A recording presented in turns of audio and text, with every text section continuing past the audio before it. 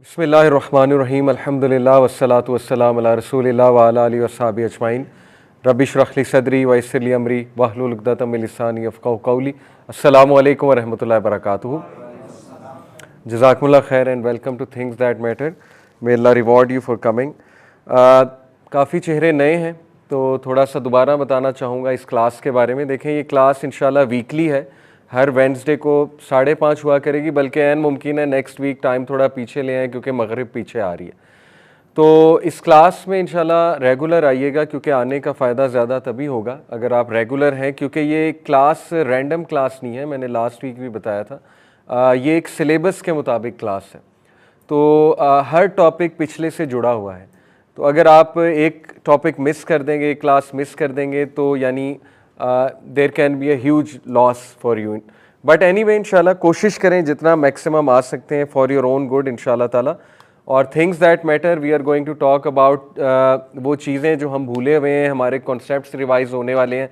और ये क्लास मैंने लास्ट टाइम भी आपको बताया था पहली क्लास में कि अल्हम्दुलिल्लाह I have tried my best कि जो मेरा क्रक्स है लाइफ का, जब से मैं ख़ुद दीन की तरफ आया हूँ, 17 साल हो गए हैं, तो जो जो चीज़ें मैंने लर्न की हैं, जो पूरा एक डाटा आया है मेरे पास नौजवानों के सवालों का, हमारे इनबॉक्सेस ज़ाहिर है सवालों से भरे हुए हैं, काउंसलिंग्स की हुई हैं, उसके बाद यूनिवर्सिटी में क्वेश्चंस लिए हुए हैं बहुत ज़्यादा स्टूडेंट्स के, राइट ऑन देयर फेस। तो वो सारी चीज़ें कलेक्ट करके मैंने सिलेबस बनाया कि this is what our youth require. इंशाल्लाह मैंने कोशिश की, दैट्स वाई इंशाल्लाह ट्राई टू बी रेगुलर और नोट्स भी लें। तो टुडेज़ टॉपिक हम स्टार्ट करेंगे अल्लाह से, because the topic of Allah should be the first topic on our list, क्योंकि अल्लाह को जाने बगैर तो ज़िंदगी में गुजारा है ही नहीं। और इंशाल्लाह जिस तरह से मैं आपको बताऊंगा आज, मैं चाहूँगा कि हम थोड़ा सा ये भी डिस्कस करें कि आज के मादा परस्त मटीरियलिस्टिक दौर में हम अल्लाह से क्यों इतना दूर हो गए, यानी हम अल्लाह का क्यों नहीं इतना सोचते। और ऑन दी अदर हैंड हम ज़रा फ़िलोसॉफ़िकल आर्गूमेंट्स भी देखेंगे, एग्जिस्टेंस ऑफ गॉड। कोई आपसे सवाल कर सकता है ना कि प्रूव टू मी कि गॉड एग्जिस्ट, अल्लाह एग्जिस्ट करता है, प्रूव करो, तो इंशाल्लाह उसको भी हम देखेंगे। तो ये सिलेबस पे एक बार नज़र दौड़ा लें जो लोग नए आए हैं। ये क्लास 3 जो है मेन टॉपिक्स पर डिस्ट्रीब्यूट की गई है। अकीदा मीन्स इस्लामिक क्रीड। अकीदा में हु इज़ अल्लाह, जो कि आज का टॉपिक है, प्रूफ ऑफ एग्जिस्टेंस ऑफ अल्लाह, ये भी आज कोशिश करेंगे कवर करने की। वाई वी नीड रिलीजन, ये भी आपसे सवाल हो सकता है कि रिलीजन की ज़रूरत ही क्या है, क्या इंसान रिलीजन के बगैर अच्छा नहीं हो सकता, ये कोई सवाल आपसे कर सकता है। ओके, वाई इस्लाम, ये भी तो एक क्वेश्चन है। Why not Buddhism, why not Christianity, why not Judaism, why not Hinduism. आपको कैसे पता है इस्लाम ठीक है, ये भी तो कोई सवाल कर सकता है। ओके, इज़ कुरान फ्रॉम अल्लाह, आपको कैसे पता है कुरान अल्लाह की किताब है। ओके, उसके बाद लाइफ का पर्पज़ क्या है और पर्पज़ ज़रूरी क्यों है, ये बहुत अच्छा वैलिड सवाल है।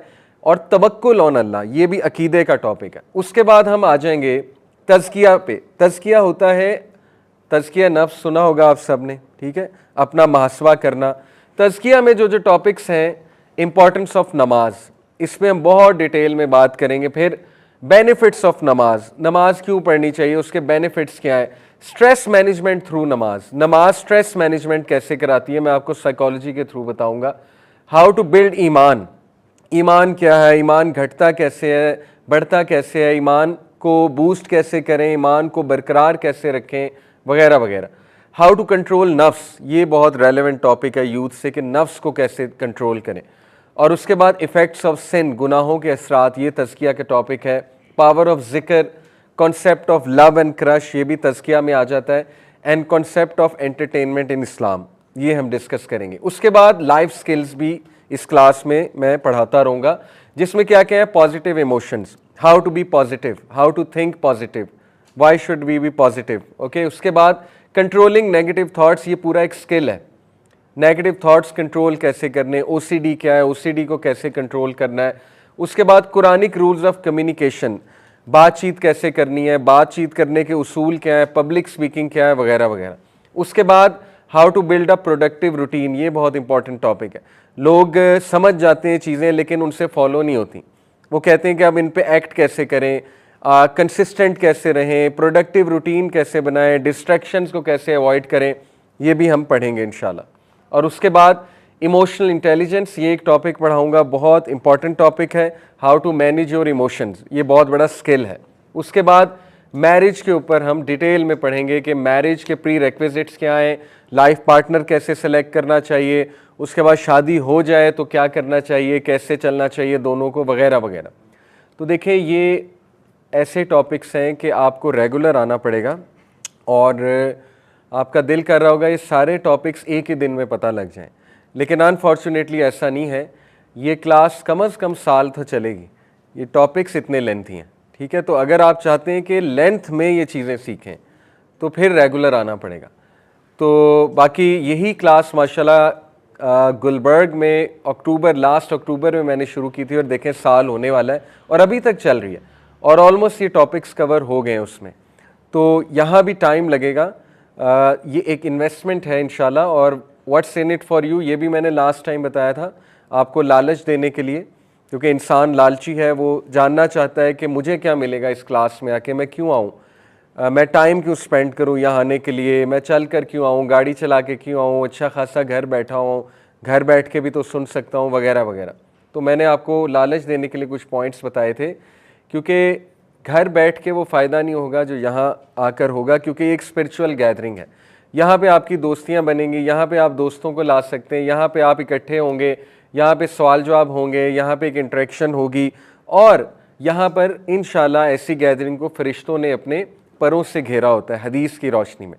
तो ये रूहानियत आपको घर में तो नहीं मिलेगी बैठ के, ठीक है। घर में इंटरनेट पे भी सुन सकते हैं, लेकिन गारंटी नहीं है कि वो एक रूहानी गैदरिंग है। तो एक तो ये, दूसरा fulfilling the duty enjoined by Allah सुब्हानहू व तआला, seeking knowledge is obligatory on मुस्लिम।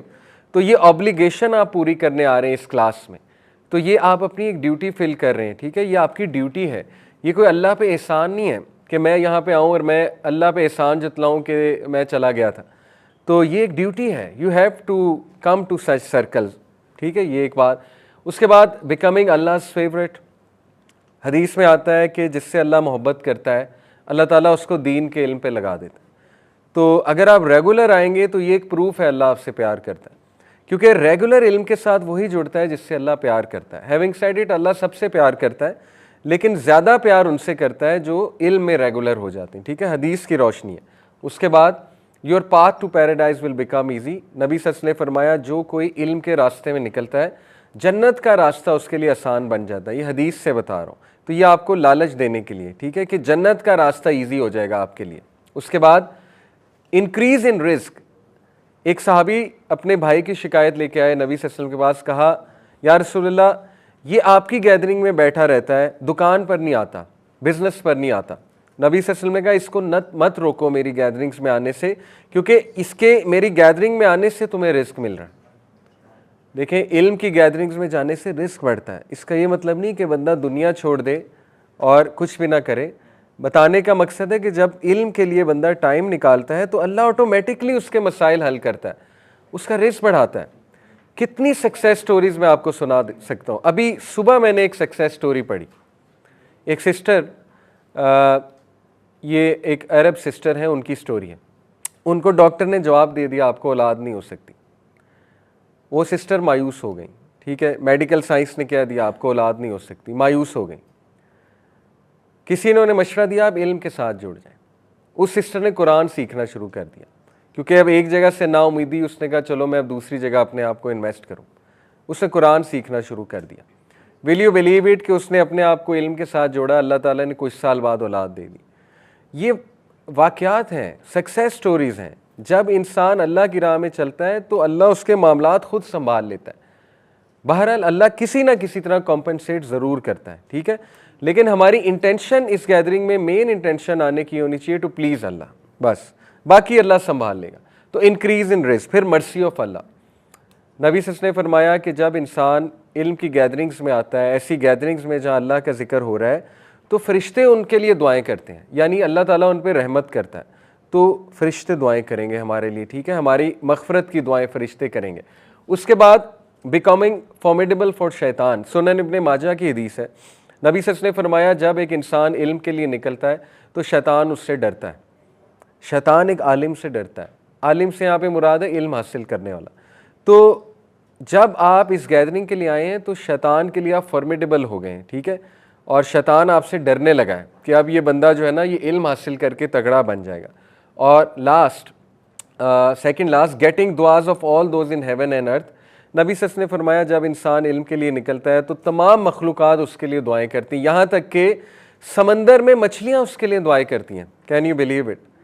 समंदर में मछलियाँ उसके लिए दुआएं करती हैं जब वो इल्म की गैदरिंग्स में आता है। और last, imparting knowledge to your family. देखें आप यहाँ से जो सीख कर जाएंगे, इमेजिन आप अपनी फैमिलीज़ को कितना बेनिफिट कर सकते हैं। आप ये बातें जाके अपनी बहन, भाई, कज़न्स, कल को फ्रेंड्स को, क्लास फेलोज, किन किन को बता सकते हैं और स्ट्रॉन्गर फैमिली बिल्ड कर सकते हैं इंशाल्लाह ताला। ओके, तो ये आपके लिए what's in it for you, आपको लालच देने के लिए मैंने कुछ चीज़ें बताई हैं कि ये जब आप डीमोटिवेटेड हो ना कि यार क्या करना जाके, तो ये चीज़ें जहन में लाएं, ठीक है, कि ये चीज़ें मुझे मिल रही हैं, यानी ये इतनी अच्छी चीज़ है इन्वेस्टमेंट के लिए। ओके, आज हम इंशाल्लाह एक कॉन्सेप्ट से स्टार्ट करेंगे। मैं आपको थिंकर्स भी बनाना चाहता हूँ इंशाल्लाह, आप लोग हैं भी, लेकिन मैं चाहता हूँ मज़ीद आप लोग स्मार्ट थिंकर्स बने, ऐसी चीज़ें सोचा करें। देखें, कभी आपने सोचा है कि मैंने यहाँ ब्रेन वॉश लिखना था, लेकिन मैंने कहा कि थोड़ा सा रिस्पेक्टफुल वर्ड लिखूँ, एक्चुअली तो we are brainwashed, but मैंने लिखा है कि how much we have been misinformed. यानी अगर हम कभी सोचें ना हमारे साथ गेम क्या हुई है पिछले 100 साल में। आगे मैं आपको कुछ बुक्स भी दिखाऊंगा जिनमें इस गेम को मेंशन किया गया है कि कैपिटलिज्म ने, जो गोरों का सिस्टम है, और सेकुलरिज्म ने और लिबरलिज्म ने हमारे साथ गेम क्या किया। मैं आपको कुछ मिसालें देता हूँ। सबसे पहले तो हमारा जो एजुकेशन सिस्टम है, वो एजुकेशन सिस्टम जो गोरों ने पूरी दुनिया पर राइज किया, उस एजुकेशन सिस्टम ने अल्लाह के कॉन्सेप्ट को, गॉड के कॉन्सेप्ट को हमारे जहन से निकाल दिया, रेस्ट अश्योर्ड। ठीक है, मैं आपको बहुत ज़िम्मेदारी से बता रहा हूँ और मैं आपको मिसालें भी बहुत systematically, very systematically, in a very hidden way, in a very you can say camouflaging वे। कैसे? इंशाल्लाह मैं आपको सिर्फ एक मिसाल देता हूँ कि हम सब आ जाके, चाहे हम 5 वक्त नमाज भी पढ़ते हों, हम सब आ जाके सब कॉन्शियस लेवल पे, अनकॉन्शियस लेवल पे ये मानते हैं कि जब से इंसानी तारीख शुरू हुई है तब से लेके अब तक सबसे प्रोग्रेस वाला टाइम कौन सा है? 21वीं सदी। ये हम मानते हैं अनकॉन्शियसली, सब मानते हैं, क्योंकि हमें ये मनवाया गया है, हमें ये बताया गया है कि इंसानियत शुरू जहालत से हुई थी। कहाँ से शुरू हुई थी? वो कौन सी एज है जो जहालत की एज है? Stone age. यानी बंदर की तरह था इंसान, उसे मैनर्स नहीं थे, उसे मॉरल्स नहीं थे, इंसान जो है ना वो ना कोई एथिक्स थे, ना कोई तमीज़ थी, और आहिस्ता आहिस्ता आहिस्ता आहिस्ता वेस्ट ने तमीज़ सिखा दी सबको। ये आप माने या ना माने, हम सबको अनकॉन्शियस लेवल पे यही पता है, ठीक है, कि वेस्ट ने सब कुछ किया है। Western progress is the real progress. और जो उन्होंने थ्योरीज नेक्स्ट लेवल निकाल छोड़ी हैं, नेचुरलिज्म, साइंटिज्म, डार्विनिज्म, वो रियलिटी है, वो ट्रुथ है।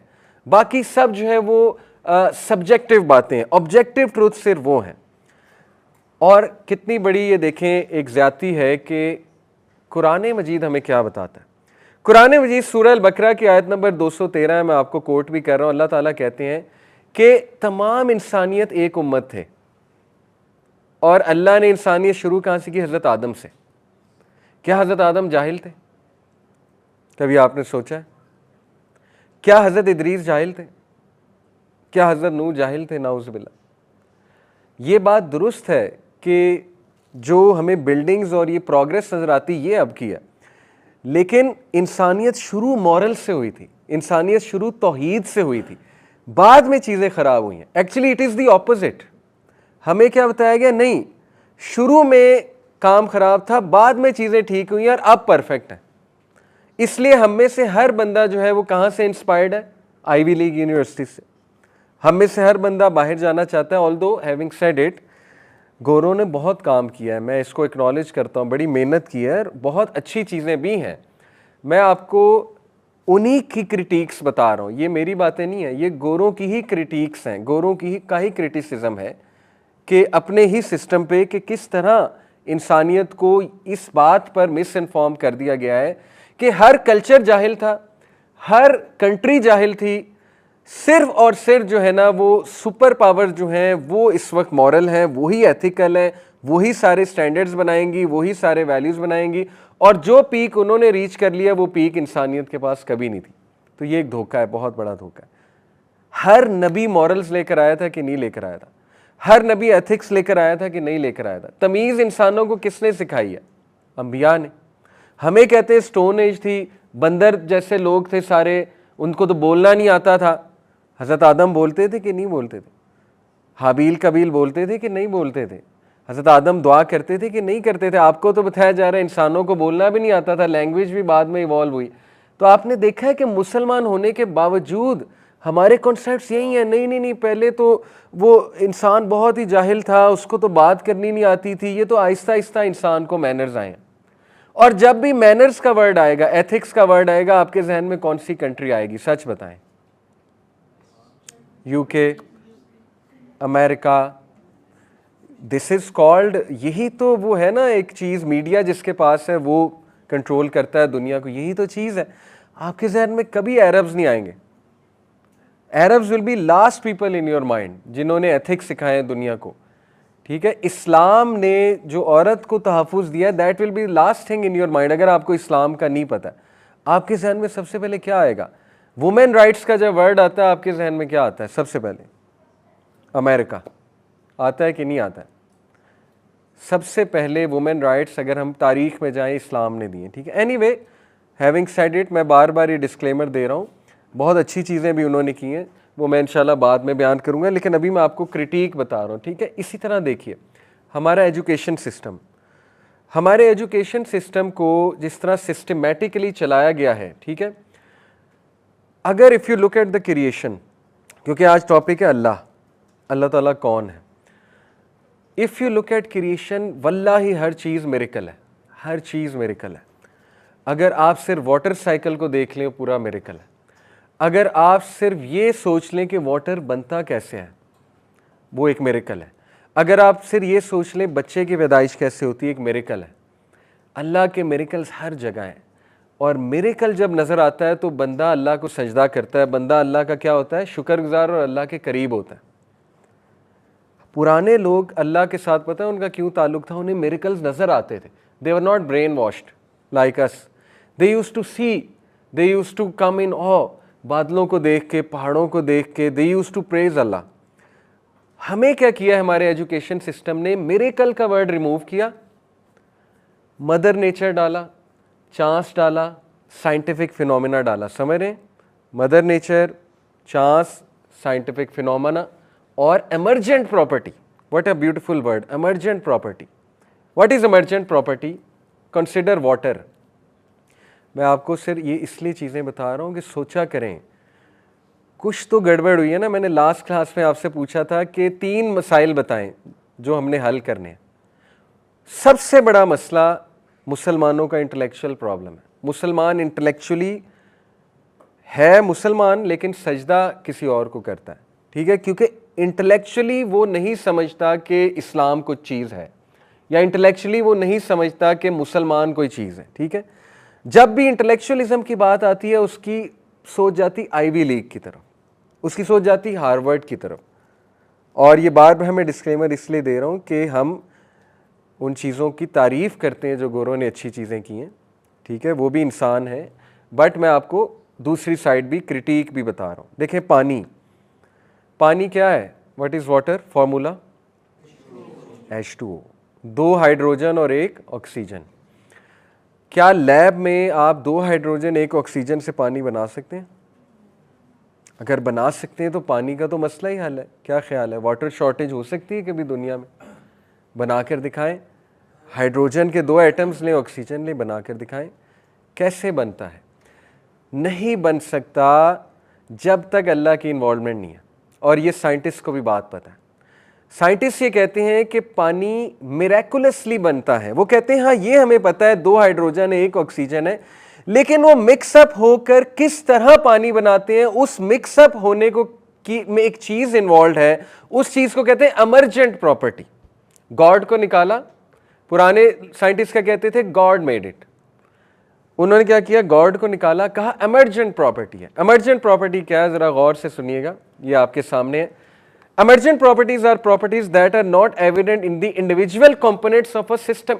एविडेंट नहीं है, ना हाइड्रोजन में ना ऑक्सीजन में, एविडेंट नहीं है, but show up somehow magically show up when combining those components. ये साइंस डायरेक्ट का आर्टिकल पढ़ा रहा हूं आपको, ठीक है, आगे सुने। Emergent properties in chemistry are the many different chemical substances and compounds which can emerge from the most basic chemical substances. For example, two hydrogen and one oxygen atom combined together make and emerge as the substance. How do they emerge? ये कौन बताएगा how? उन्होंने कहा how को छोड़ो, बस mother nature emerge हो, magically emerge हो गया। It's magic, it's plain magic. This is how we are brainwash. Allah नहीं है बीच में। पहले लोग क्रेडिट अल्लाह को देते थे, भाई मान लो अल्लाह कर रहा है, कौन इमर्ज करा रहा है, अल्लाह करवा रहा है। कुरान में अल्लाह कहता है पानी अगर मैं नमकीन कर दूं कैसे मीठा बनाओगे, ठीक है। मैं आपको बताना ही चाह रहा हूं कि जब साइंस भी हमें पढ़ाई जाती है तो हमें यही बताया जाता है कि अल्लाह का कोई ताल्लुक नहीं है ये इन चीज़ों से। ये चाहे डायरेक्ट ना कहा जाए हमें, लेकिन इनडायरेक्ट यही है कि ये इमर्जेंट प्रॉपर्टीज है, ये मदर नेचर है, ये बाय चांस है, ये बाय एवोल्यूशन है, ये जो है ना साइंटिफिक फिनोमिना है। और नेचुरलिज्म यही है कि हर चीज़ साइंस पे डाल दो, साइंटिफिक फिनोमिना। अब मैं आपको क्रिटिक बताता हूँ गोरों की, ठीक है, ताकि आपको ये ना लगे कि ये बातें ये खुद बैठ के कर रहा है। ये बुक है, अगर कोई बुक लवर है, how to make an apple pie from scrap. ये बुक, इसका YouTube पे हैरी क्लिफ ने पूरा क्लिप भी बनाया, जो इसका राइटर है, यंग बंदा आपकी तरह का, मतलब 22-23 साल या 26 साल का होगा मे बी, और थियोरेटिकल फिजिक्स का माहिर है। बड़ी अच्छी बुक उसने लिखी। इस बुक का क्रक्स ये है कि इस बुक में वो एक्सप्लोर करता है वाई को, और वाई एक्सप्लोर करते करते वो इनडायरेक्ट कंक्लूजन निकालता है कि गॉड इन्वॉल्व है। यानी वो इस बुक का कंक्लूजन ये है कि वो अपने हाथ ऊपर कर रहा है बंदा, वो गिव अप कर रहा है। वो जाता है बिग बैंग तक इस बुक में, कि बिग बैंग कैसे शुरू हुआ, एटम्स कैसे इमर्ज हुए, मैटर क्या है, मैटर कैसे इमर्ज होता है, डिफरेंट फॉर्म्स कैसे बनाता है। ये सोचते वो अपने हाथ ऊपर करता है और वो कहता है कि to be honest we don't know, और there must be some being जो ये सारी चीज़ें करा रही है, ठीक है। मैं आपको ये बताना चाह रहा हूँ कि आहिस्ता आहिस्ता साइंस यहाँ आ रही है, क्योंकि वो मजबूर हो चुके हैं, ठीक है। उन्हें पता लग गया है कि ये मानने में कोई कबाहत नहीं है कि देयर इज़ अ गॉड, ठीक है, इंटेलिजेंट बीइंग है। ये मैं दलाइल भी साथ साथ आपको दे रहा हूँ। कोई आपसे पूछ सकता है गॉड के दलाइल क्या है, तो ये किताब उसे रेफ़र करें कि ये आप पढ़ो। इस किताब में ओरिजिन ऑफ यूनिवर्स की बात हुई है, और उसका क्रक्स उसने ये बताया है कि क्या खुदा को निकाल के, इनडायरेक्ट उसका क्रक्स ये है कि खुदा को अगर आप इक्वेशन से निकाल दोगे तो कभी ओरिजिन ऑफ यूनिवर्स नहीं समझ सकते, कभी भी नहीं समझ सकते, इम्पॉसिबल है, ठीक है।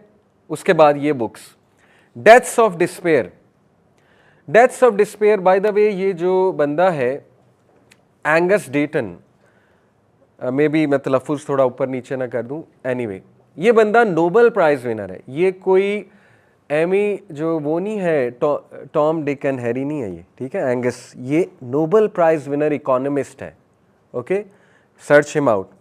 इसकी मैं आपको 2 बुक्स रेफ़र कर रहा हूँ, the great escape and deaths of despair. ये मैं क्रेडिट भी दे दूँ, ये एक वर्कशॉप मैंने अटेंड की थी, 5D model of education, Turkish एक ट्रेनर थे माशाल्लाह। ये बुक्स उन्होंने बताई अपनी वर्कशॉप में, मेरी भी बहुत हेल्प हुई और बहुत अच्छी वर्कशॉप थी। ये काफ़ी बातें वहाँ की भी हैं, क्रेडिट भी मैं दे रहा हूँ। ये बुक उन्होंने बताई थी। डेथ्स ऑफ डिस्पेयर जो है, ये बुक पढ़ने से ताल्लुक़ रखती, रीडिंग से आपको मिल जाएगी। इस बुक में एंगस जो है और इसके साथ जो दूसरा राइटर है, ये दोनों डिस्कस करते हैं कि 3 किस्म की डेथ्स हैं जिनको इन्होंने डेथ्स ऑफ डिस्पेयर किया है। उसमें नंबर 1 डेथ है सुसाइड, नंबर 2 डेथ है ड्रग ओवरडोज, और नंबर 3 डेथ है अल्कोहलिक लिवर डिजीज़। आपको पता है अल्कोहल से लिवर डैमेज होता है बहुत ज़्यादा, और सुसाइड ये दूसरी डेथ ऑफ डिस्पेयर है, और तीसरी डेथ ऑफ डिस्पेयर उसने जो है वो बताई ड्रग ओवरडोज। उसने कहा कि 1999 के बाद से लेके अब तक डेथ्स ऑफ डिस्पेयर जो है वो 130-140% बढ़ चुकी है, यानी 100% से ज़्यादा ग्रोथ है उनकी। यानी समथिंग वेंट सो रॉन्ग। इस बुक का क्रक्स ये है कि something went so wrong in America कि डेथ्स ऑफ डिस्पेयर, ये 3 deaths, the way people die by these 3 deaths is increasing so much rapidly कि वो हैरान है कि ये हुआ क्या है। और वी नो क्या हुआ है। अमेरिकन सोसाइटी एकदम बहुत लिबरल और सेकुलर हुई है, और ये दलील है कि जब सोसाइटीज़ लिबरल और सेकुलर होंगी तो डिप्रेशन बढ़ेगी। ये बुक बता रही है, ये मेरा क्रिटिक नहीं है, मैंने आपको शुरू में कहा ये हमारा क्रिटिक नहीं है, ये उनके अपने economist Nobel prize winners critic कर रहे हैं, ठीक है। द ग्रेट एस्केप बुक इस बारे में, द ग्रेट एस्केप में एंगस जो है ये डिस्कस करते हैं कि जब से कैपिटलिज्म आया, कैपिटलिज्म बाय द वे एक इकोनॉमिक थ्योरी है, अगर किसी को नहीं पता अभी मैं आपको आगे और बताऊंगा। जब से कैपिटलिज्म आया है, कैपिटलिज्म इन शॉर्ट क्या है, कैपिटलिज्म इज कि प्रॉफिट मैक्सिमाइज हो और लॉस डिक्रीज हो। इन शॉर्ट कैपिटलिज्म ये है कि हर वो चीज जो प्रॉफिट देती है दैट इज गुड, हर वो चीज जो लॉस देती है that should be minimised. Capitalism जो है वो हलाल हराम को नहीं देखता। मिसाल के तौर पे अगर सबसे ज्यादा प्रॉफिट पॉर्न इंडस्ट्री दे रही है तो एक बंदे को पॉर्न मूवीज बनानी चाहिए, कैपिटलिज्म ये कहता है, ठीक है। अगर सबसे ज्यादा प्रॉफिट कैसीनो से आ रहा है, जुए से आ रहा है, शराब से आ रहा है, तो एक बंदे को कैसीनो खोल लेना चाहिए रिगार्डलेस कि वो उसके नुकसानात क्या है। इन शॉर्ट कैपिटलिज्म के नुकसानात हुए। कैपिटलिज्म का सबसे बड़ा नुकसान अकॉर्डिंग टू दिस बुक कि जो अमीर है वो अमीर होता गया और जो गरीब है वो बिल्कुल गरीब हो गया। और सबसे ज़्यादा इनइक्वालिटी और gap between rich and poor, आप हैरान हो जाएंगे किस कंट्री में, चाइना में, नंबर 1। नंबर 2 अमेरिका, ठीक है। और चाइना की मिसाल दी जाती है इकोनॉमी में, हाँ कोई इसमें दूसरी राय नहीं, उनका जीडीपी बहुत ऊपर है, लेकिन ये किसने देखना है कि रिच और पुअर के दरमियान गैप कितना इंक्रीज हो गया। तो ये बुक आर्ग्यू करती है अमेरिका चाइना की केस स्टडी को लेकर कि इतना गैप क्यों बढ़ गया, और उसी की वजह से डेथ्स ऑफ डिस्पेयर भी हो रही हैं। आप लोगों को बहुत अच्छा दिखता है, आप लोगों को दिखता है कनाडा का वीज़ा लगेगा, हम कनाडा जाएंगे, और मुल्क से बाहर निकलो, ऑस्ट्रेलिया चलो, अमेरिका चलो, फर्दर स्टडीज़ के लिए चलो। What you are unable to see is the challenges. पूरी ज़िंदगी एक बंदे की लोन चुकाते गुजर जाती है वेस्ट में, पूरी ज़िंदगी, बिल्स, टैक्सेस, मोर्टगेज, ठीक है।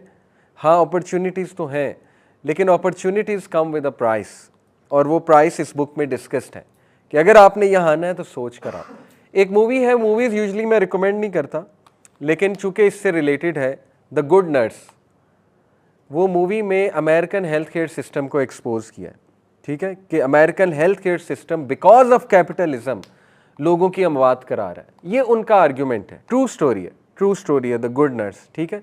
उसमें बाकायदा एक किलर दिखाया कि वो ही स्टार्टेड टू किल पेशेंट्स क्योंकि उसकी कोई अपनी फ्रस्ट्रेशन थी वगैरह वगैरह।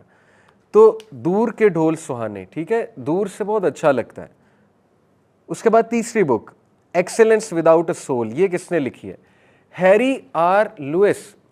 ये भी कोई टॉम डिक हैरी नहीं है, हैरी आर लुइस ये हार्वर्ड यूनिवर्सिटी का फॉर्मर प्रिंसिपल और डीन, ठीक है, जिसके हम गुण गाते हैं, ये उसका फॉर्मर डीन और प्रिंसिपल है हैरी आर लुइस। इसकी बुक है एक्सीलेंस विदाउट अ सोल, जिसमें ये आर्ग्यू करता है कि वेस्टर्न एजुकेशन सिस्टम वो नहीं है जिस नीयत से बनाया गया था।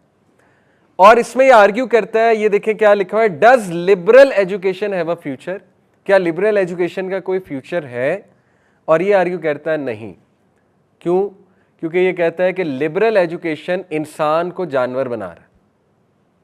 अब ये बात कोई मौलवी करेगा तो लोग कहेंगे कि ये तो वैसे दुश्मन है एजुकेशन की, ये तो इसलिए ऐसी बात कर रहे हैं।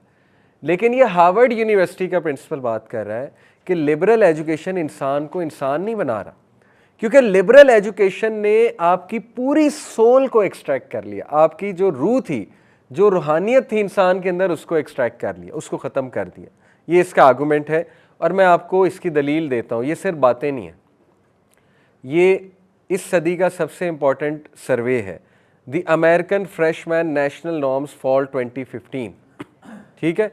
इस सर्वे का क्रक्स क्या है, ये सर्वे कोई छोटा सर्वे नहीं है, इसका सैंपल साइज बहुत बड़ा है। 385 स्कूल्स में 2,63,710 स्टूडेंट्स को स्टडी किया गया। 37 साल स्टडी किया गया, 38 साल। इसको कहते हैं लॉन्गिट्यूडिनल स्टडी। हर साल स्टडी करते थे, हर साल स्टडी करते थे। हर साल एक ही सवाल स्टूडेंट से पूछते थे, क्या कब से शुरू हुए? 67 से। इतना बड़ा सर्वे है ये, और 2005 तक इन्होंने सर्वे किया है। 38 साल, हर साल स्टूडेंट्स को नोट करते थे उनके बिहेवियर कैसे चेंज हो रहे। कुछ सवालात से एक सवाल क्या करते थे, वो सवाल ये था कि what's the most important thing in life for you, what's the most important thing in life for you. कुछ ऑप्शंस देते थे। ऑप्शन है वेरी वेल ऑफ फाइनेंशियली, ये कितने लोगों ने टिक किया है 67 में? 42। 4 आउट ऑफ 10 सबसे इंपॉर्टेंट चीज किसको समझ रहे हैं? पैसे को। 4 आउट ऑफ 10, ठीक है। और मीनिंगफुल लाइफ पे कितनों ने टिक किया है? 9 आउट ऑफ 10, यानी वो डबल। कुछ लोग ऐसे थे ना जिन्होंने दोनों को टिक किया होगा। तो इसलिए 90% लोग, यूथ, स्टिल वर बिलीवर्स कि जिंदगी में सबसे इंपॉर्टेंट चीज क्या है? Meaningful life, purposeful life. 2005 में कितना गिर गया ये रेशो? 86% से कितना? नहीं 52। 9 से 5 पे आ गए वो तादाद। यानी डिक्लाइन। किस चीज का डिक्लाइन आया है? कि अब यूथ केयर नहीं करती कि मीनिंगफुल लाइफ होनी चाहिए, नेक बनना चाहिए, अच्छा इंसान बनना चाहिए। अब वो किस चीज की केयर करते हैं? 7 आउट ऑफ 10 कह रहे पैसा। ये तो है 2005 का सर्वे। आई एम श्योर अगर अभी करेंगे ना आप 2024 में, तो ये 9 आउट ऑफ 10 होगा पैसा। 9 आउट ऑफ 10 पैसा होगा, और शायद 2 आउट ऑफ 10 कहें हाँ नेक बन जाओ, अच्छे इंसान बन जाओ, ये भी बातें करनी चाहिए। तो ये दलील है जो इसने कहा, हैरी आर ल्यूइस ने जो कहा कि हम जानवर बना रहे हैं।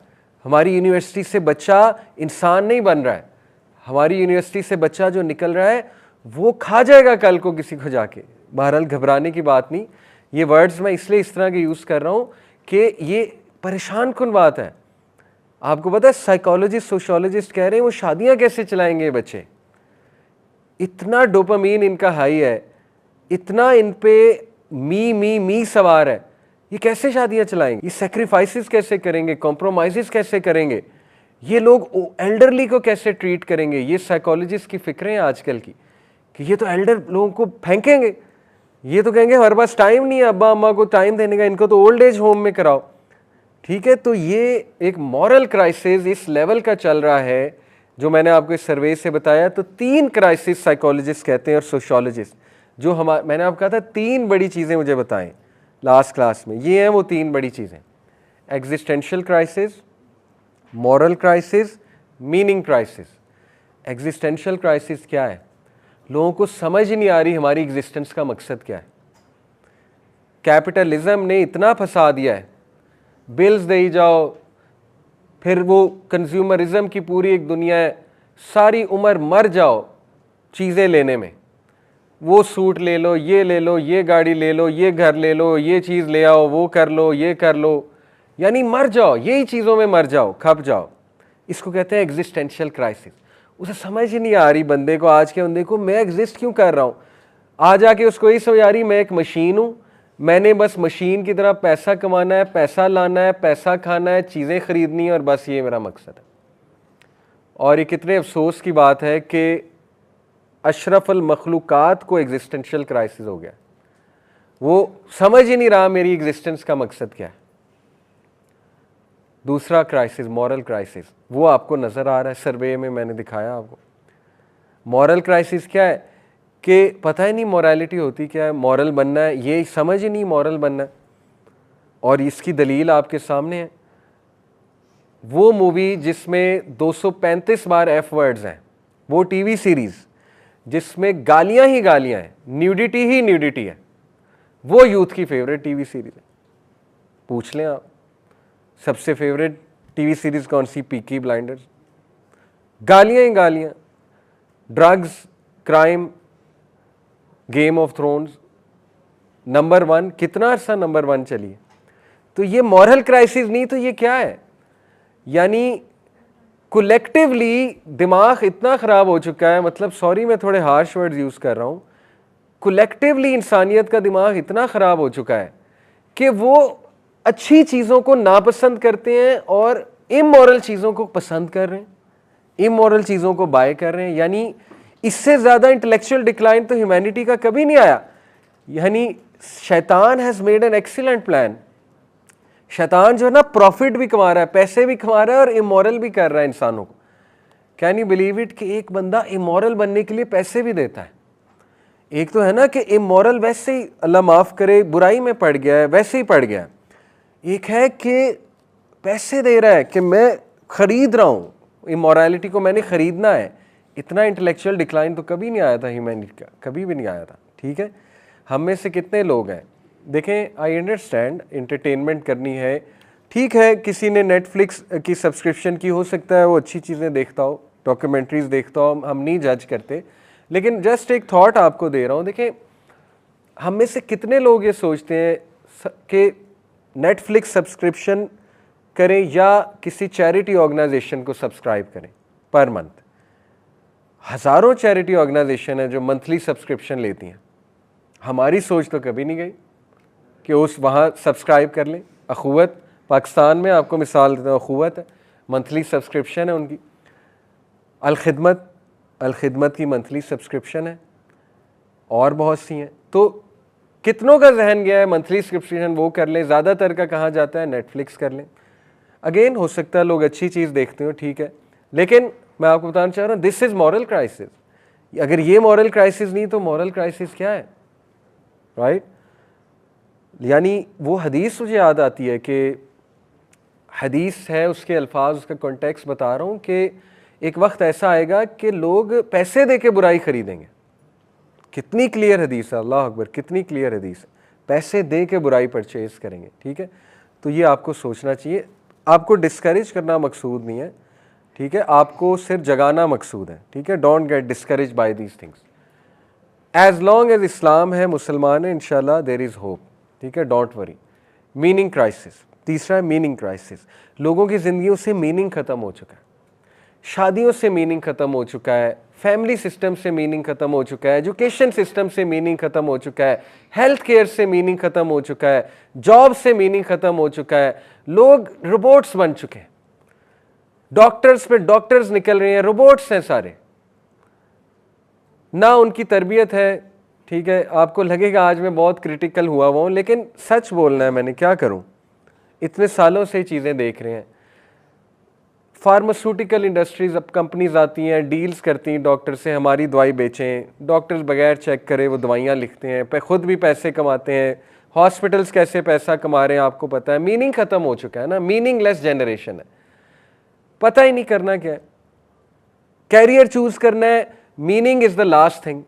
सिर्फ ये देखना है हमने कैरियर चूज़ करते पैसा किस में, बस ख़त्म। स्कोप किस चीज़ का, ये देखना ही नहीं, मीनिंगफुल चीज़ क्या है। पुरानी जनरेशन ऐसे नहीं सोचते थे, वो मीनिंगफुल चीज़ देखते थे। मीनिंगफुल चीज़ क्या है, मीनिंग किस में है, ठीक है। तो शादियों से भी मीनिंग ख़त्म हो चुका है। शादियों में वो स्पार्क नहीं है, शादियों में वो विजन नहीं है, फैमिलीज़ में वो बॉन्डिंग नहीं है, ठीक है। ना हस्बैंड को पता है मेरा रोल क्या है, ना वाइफ को पता है मेरा रोल क्या, आपस में लड़ी जा रहे हैं। डोपामीन फुल हाई है, वाइफ कहती है मुझे मेरे राइट्स चाहिए, हस्बैंड कहता है मुझे मेरे राइट्स चाहिए, बच्चे बीच में सफ़र हो रहे हैं। मीनिंग ख़त्म हो गया। मीनिंग जब एक चीज़ से ख़त्म होता है फिर ये चीज़ें चलती हैं, ठीक है। तो इसी तरह एजुकेशन सिस्टम, मीनिंग ही ख़त्म। क्या है यूनिवर्सिटीज़ में, क्या है, कपल्स बनते हैं, अफेयर्स बनते हैं, पार्टीज़ होती हैं, कॉन्सर्ट्स होते हैं, इसके अलावा क्या है यूनिवर्सिटीज़। पाकिस्तानी यूनिवर्सिटीज़ जो है वो हमारा आना जाना है, मीनिंग ही नहीं है। एक बच्चा वहाँ क्या करने जाता है, आप मुझे खुद बताएं। वो एंजॉय करने जाता है, सीधी से पढ़ने तो नहीं जाता। यूनिवर्सिटीज़ में कहाँ पढ़ाई होती है। हाँ, जो खुद पढ़ना चाहता है वो जाता है, वो पढ़ता होगा, लेकिन अदर हाँ टीचर भी सिंसियर है, मैं टीचर्स को बुरा नहीं कह रहा, बड़े बड़े सिंसियर टीचर्स हैं। हो सकता है यूनिवर्सिटी एडमिनिस्ट्रेशन भी सिंसियर हो, लेकिन आपके सामने जब देखें चीज़ों से मीनिंग ख़त्म हो जाता है ना, फिर जो है ऐसी हरकतें ही होती हैं जो हमें नज़र आ रहा है। मीडिया से मीनिंग ख़त्म हो चुका है, मीनिंग क्राइसिस चल रहा है पूरी दुनिया में। मीडिया को पता ही नहीं मीडिया का रोल क्या है, मीडिया को पता ही नहीं कौन सी खबर बतानी है, कौन सी खबर छुपानी है। यूथ को इतना डिमोटिवेट किया हुआ है, बुरी खबरें सुना सुना के, नेगेटिव खबरें सुना सुना के। यूथ कहता है पाकिस्तान तबाह हो रहा है, ख़त्म हो रहा है, पाकिस्तान से गंदा मुल्क ही कोई नहीं है, पाकिस्तान से निकलो। तो मैं आपको ये 3 क्राइसिस, ठीक है, मज़ीद सोचने के लिए दे रहा हूँ कि इन बातों पे सोचा करें। दीज आर स्केरी थिंग्स, ये कोई आम बातें नहीं हैं, और ये एक बहुत ही सिस्टमेटिक ब्रेन वॉशिंग हुई है। ये देखें ग्रेजुअल डिस्कनेक्शन फ्रॉम गॉड कैसे हुआ है 5 फील्ड से। मैं इतना नेगेटिव नहीं हूं कि इन लोगों की खिदमात को बिल्कुल रिजेक्ट कर दूं। इन लोगों की खिदमात हैं जिनके नाम यहां मैंने लिखे हुए, ठीक है, लेकिन मेरा पॉइंट समझें। फिजिकल साइंस में न्यूटन, बायोलॉजिकल साइंस में डार्विन, पॉलिटिकल साइंस में John Locke, father of liberalism, ठीक है, जॉन लॉक। कभी लिबरलिज्म को आपने पढ़ना है, John Locke. Economic science Adam Smith and human science Freud. Psychology, father of psychology Sigmund Freud. इन सारों के व्यूज आप पढ़ें, ये सारे एग्नोस्टिक थे, कुछ एथियस्ट थे। फ्रूइड तो पक्का एथियस्ट था, ठीक है। डार्विन का भी आपको पता है पक्का एथियस्ट था, ठीक है। उसके तो survival of the fittest theory बहुत फेमस है। कुछ चीज़ें ठीक हैं, हम ये नहीं कहते हर चीज़ गलत है। जॉन लॉक पक्का एथियस्ट, आपको पता है। लिबरलिज्म, एडम स्मिथ भी पक्का एग्नोस्टिक, और न्यूटन भी एग्नोस्टिक था। एग्नोस्टिक कौन होता है? दीस्ट कहते हैं, एग्नोस्टिक कह लें या दीस्ट कह लें। ये वो लोग होते हैं जो कहते हैं गॉड होगा लेकिन हमें क्या, उसको कहते हैं दीस्ट। होगा, ठीक है, लेकिन हमारा कोई ताल्लुक नहीं गॉड से। तो ये सोच आगे कैरी हुई है हर साइंस में। फिजिकल साइंस से गॉड को कैसे निकाला गया? हर चीज के पीछे कॉज रखी गई। साइंटिफिक कॉज है हर चीज के पीछे, है, लेकिन साइंटिफिक कॉज से भी बड़ी कॉज क्या है? Who caused big bang? जी, अल्लाह। कम ऑन, अल्लाह ने किया है ना। Who made black holes? Allah. Gravity कहां से आई है? अल्लाह। पॉजिटिव पार्टिकल्स रिपेल करते हैं और पॉजिटिव और नेगेटिव अट्रैक्ट करते हैं, क्यों? Why? Science doesn't have the answer to why. Science can only tell you how. Science कहती है बस होते हैं, क्यों होते हैं हमें नहीं पता। हु मेड देम सच के अट्रैक्ट होंगे या रिपेल होंगे? अल्लाह। तो न्यूटोनियन मैकेनिक्स ने अल्लाह को निकाला, मैं नहीं कहता इंटेंशनली, ठीक है, जो व्यूज थे वो आगे प्रेजेंट किए, अल्लाह निकल गया। बायोलॉजिकल साइंस से भी अल्लाह निकाल दिया। अल्लाह अकबर।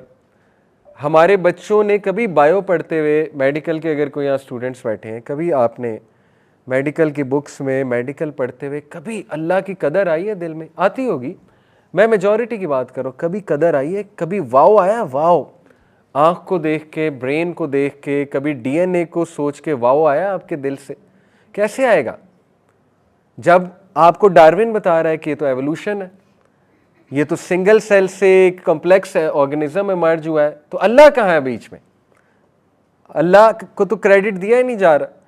डार्विनियन जो बायोलॉजी है पूरी, और सारी मेडिकल डार्विनियन बायोलॉजी पे खड़ी हुई है इस वक्त, सारी की सारी। पॉलिटिकल साइंस, जॉन लॉक, वो सीधा सीधा कहता है अल्लाह को बीच से निकालो, रिलीजन को बीच से निकालो, सियासत इंसानों का काम है। तो लिबरलिज्म है ही ये, अल्लाह कहाँ है बीच में, ठीक है। इकोनॉमिक साइंस मैं आपको बताना ही चाह रहा हूँ, आप ACCA करेंगे, CA करेंगे, पॉलिटिकल साइंस करेंगे, दुनिया की आईवी लीग जैसी यूनिवर्सिटी से करेंगे, ये 5 लोग को पढ़ेंगे, जो मर्जी कर लें 5 लोग को पढ़ेंगे, तो क्या बनेंगे एंड में? आप मुझे बताएं, आप एंड में क्या बनेंगे? प्रोडक्ट क्या निकलेगा? प्रोडक्ट ये निकलेगा कि चाहे आप नमाजें पढ़ रहे हैं लेकिन यहां पे अल्लाह नहीं है, ना यहां पे अल्लाह है। Unfortunately this is the game, this is the game, ठीक है। इस यही है दज्जाली फितना। नबी सल्लल्लाहु अलैहि वसल्लम ने ऐसे नहीं कहा मेजॉरिटी विल बी इन्फ्लुएंस्ड, पता भी नहीं लगेगा विल बी इन्फ्लुएंस्ड। मैं आपको सिर्फ दिखाना चाह रहा हूं दज्जाली फितना क्या है। लोगों को पता भी नहीं होगा वो दज्जाल को फॉलो कर रहे होंगे, उनको पता भी नहीं होगा, ब्रेन वॉश हो चुके होंगे। हमसे ट्राई कर सकते हैं, ठीक है। तो अगेन मैं ज़्यादा नेगेटिव नहीं करना चाहता। इंशाल्लाह ऐसे मुस्लिम्स भी हैं जो आईवी लीग जाते हैं, जो अच्छी यूनिवर्सिटीज़ में जाते हैं, पढ़ते हैं, बट दे हैव स्ट्रॉन्ग अकीदा। ये क्लास आपका अकीदा बिल्ड करेगी। कल को आप इन लोगों को पढ़ भी लेंगे ना तो आपका ये लोग नुकसान नहीं करेंगे इंशाल्लाह, अगर आपका अकीदा स्ट्रॉन्ग है, ठीक है। लेकिन बग़ैर अकीदे के, बग़ैर इस्लाम को जाने पढ़ेंगे तो फिर तो आपको पता है प्रोडक्ट क्या निकलेगा। कई मिसालें आपके सामने, मेरे कई दोस्त हैं जीकी के, बाकी दोस्त अच्छे खासे नमाज पढ़ते थे, अभी भी मैं उनके लिए दुआ करता हूँ अल्लाह हिदायत दे। जर्मनी गए, आईवी लीग गए, एथियस्ट हो गए। आपके सामने होगी मिसालें, हैं कि नहीं है? कई लोग हैं शरीफ अच्छे घरानों के, माँ बाप परेशान हैं कि ये इसे क्या हुआ, हमने जर्मनी भेजा था मास्टर्स करने के लिए, ये तो एथिज्म लेकर आए, ये तो सवाल पूछ रहे हैं ऐसे ऐसे, ठीक है। तो क्या हुआ है, ये 5 लोग बैठे हुए हैं, दुनिया की कोई पीएचडी कर लें, कोई एमफिल कर लें, किसी भी फील्ड में कुछ पढ़ लें, 5 लोग इन्हीं के व्यूज पढ़ेंगे, ठीक है। तो बाकी हैविंग सेड इट, ये बार बार डिस्क्लेमर मुझे इसलिए देने पड़ते हैं क्योंकि जब ये वीडियो इंटरनेट में आएगी तो लोग आउट ऑफ कॉन्टेक्स्ट लेते हैं। हैविंग सेड इट, जिसने जो अच्छा काम किया हम पढ़ेंगे, क्योंकि कुछ लोग अब ये भी कह सकते हैं कि जी आप इन्हीं लोगों को क्रिटिसाइज कर रहे हैं, इन्हीं लोगों की चीज़ें इस्तेमाल कर रहे हैं। कोई कह सकता है अगर न्यूटन ना होता तो ये एसी ना होता, ये लाइट ना होती, ये लैपटॉप ना होता। तो हम कह रहे हैं ठीक है भाई, अच्छी बात है, उन्होंने जो अच्छी चीज़ें की हैं उनको हम पढ़ेंगे, वो तो एक ह्यूमैनिटी के लिए कंट्रीब्यूशन है। लेकिन मैं आपको बताना ये चाह रहा हूँ कि चूँकि जो मॉडर्न साइंस के अकाबरीन हैं वो कौन है, एग्नोस्टिक्स हैं, और मॉडर्न साइंस की जो इब्तिदा हुई है वो गॉड की रिजेक्शन में हुई है, वो एक रिएक्शनरी मूवमेंट थी। फ्रेंच रेवोल्यूशन एक रिएक्शनरी मूवमेंट थी, मजहब की मुखालफत में फ्रेंच रेवोल्यूशन चली है। फेमिनिज्म एक मजहब मुखालफत मूवमेंट है, इसीलिए हम सिस्टर्स को समझाते हैं कुछ अच्छी चीज़ें नज़र आती होंगी, लेकिन हमें देखिए बीज देखना है, बीज क्या है, क्योंकि जैसा बीज है वैसा दरख्त है। इन तमाम इज़म्स और स्किज़म्स के पीछे जो बीज है वो मजहब मुखालफत है, इसमें कोई दूसरी राय नहीं है, और उसमें वेस्ट का कसूर है। Christianity let West down, the church let the West down, the pope let them down, it's true, he did let them down. और उसके नतीजे में फ्रेंच रेवोल्यूशन चली, फेमिनिज्म आई, उसके नतीजे में सेकुलरिज्म आया, लिबरलिज्म आया, उसके नतीजे में सारी थ्योरीज आई हैं, because it let them down. How it let them down? Number 1, it didn't give them any practical solution. Christianity, it didn't give them any practical solution. Number 2, because of the hypocrisy of church.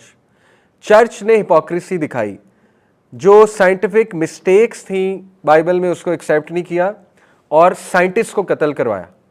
ये mistake हुई तो scientist भी फिर reaction में आए ना।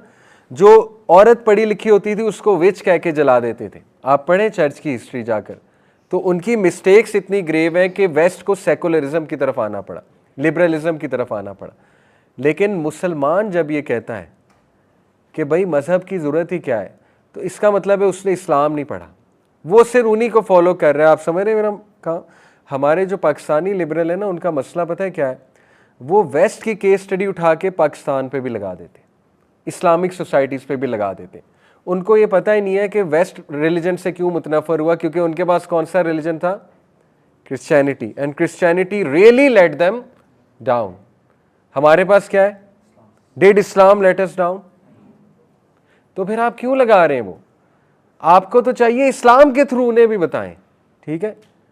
ये हमारा बच्चा जो फिजिकल साइंस पढ़ता है, क्या उसने कभी सोचा है वो न्यूटन से भी बड़ा फिजिसिस्ट बन सकता है अगर वो कुरान पे कभी गौर करे, अगर वो अल्लाह ताला पे कभी गौर करे, ठीक है। क्या उसने सोचा है कि वो डार्विन से बड़ा बायोलॉजिस्ट बन सकता है? क्या उसने कभी सोचा है कि वो जॉन लॉक से नेक्स्ट लेवल पॉलिटिकल थ्योरीज दे सकता है इस्लामिक पॉलिटिकल सिस्टम को स्टडी करके? क्या उसने कभी सोचा है कि वो एडम स्मिथ से ज़्यादा ज़बरदस्त इकोनॉमिक थ्योरीज दे सकता है? नहीं सोचता हमारा बच्चा ये, क्योंकि उसका जहन बंद है, उसका जहन बंद कर दिया गया है कि ये सब चैम्पियंस हैं और इस्लाम जो है ना वो रोज़े का नाम है, इस्लाम जो है ना वो देगे बांटने का नाम है, इस्लाम जो है दाता दरबार जाने का नाम है, इस्लाम जो है ना वो 10 मुहर्रम 9 मुहर्रम को सबील लगाने का नाम है। मैं क्रिटिसाइज़ नहीं कर रहा इन चीज़ों को, बताना आपको ये चाह रहा हूँ कि इस्लाम जो है वो बस रवायतें हैं और चैम्पियंस ये लोग हैं।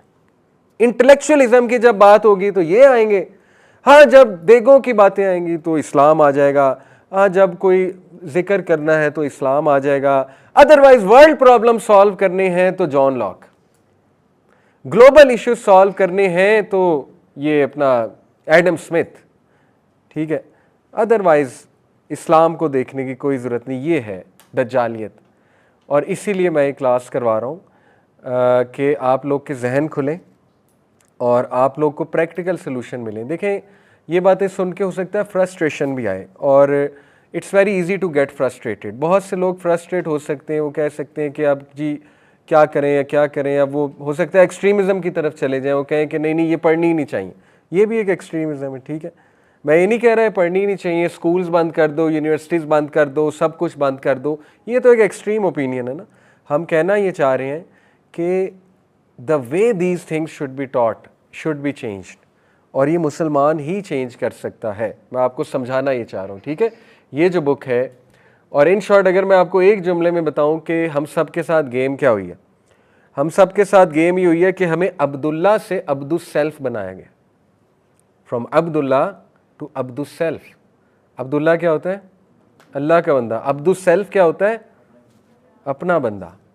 हमें ये बनाया गया, ठीक है। तो ये इंसानियत की मिराज नहीं है, ये इंसानियत का डाउनफॉल है। ये शर्मनाक चीज़ है, और इस शर्मनाक चीज़ को आज के अक्लमंद साइकोलॉजिस्ट वेस्टर्न और अक्लमंद सोशियोलॉजिस्ट हाईलाइट कर रहे हैं कि बचा लो अपनी जनरेशन्स को, इससे पहले कि बिल्कुल मामला ख़त्म हो जाए, ठीक है। तो इसलिए इंशाल्लाह हम डिस्कस कर रहे हैं, और ये किताब मैं आपके सामने रखता हूँ। चार्ल्स टेलर की किताब पढ़िए, सेकुलर एज।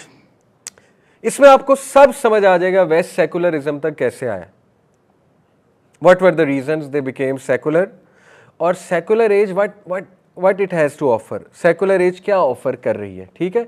और सेकुलर एज के पिलर्स को समझ लें। सेकुलर एज के जो पिलर्स हैं मोटे मोटे वो naturalism. Naturalism is a philosophical school of thought which says के सिर्फ उस चीज़ पे यकीन करो, या सिर्फ उस चीज़ को लो जो नेचुरल फिनोमिना है, इन शॉर्ट जो नज़र आ रहा है, ठीक है। इसको कहते हैं नेचुरलिज्म। और modern science is based on naturalism, not metaphysics. Metaphysics समझते हैं क्या है? थोड़ा सा सुपर नेचुरल जो डोमेन है उसको मेटाफिजिक्स कहते हैं, ठीक है। तो नेचुरलिज्म जो है वो मेटाफिजिक्स के खिलाफ है, वो सुपर नेचुरल फिनोमिना के खिलाफ है, इन शॉर्ट गॉड के खिलाफ है, इन शॉर्ट रूह के अगेंस्ट है, इन शॉर्ट जन्नत के अगेंस्ट है, इन शॉर्ट कब्र के अगेंस्ट है, ठीक है। तो नेचुरलिज्म का ही बच्चा मटीरियलिज्म है। वो तो आपको पता है क्या होता है मटीरियलिज्म, ठीक है। एक और अगर थ्योरी का नाम लूं और आपसे पूछूं, पॉजिटिविज्म का पता है क्या है? एक फिलोसॉफिकल थ्योरी है पूरी।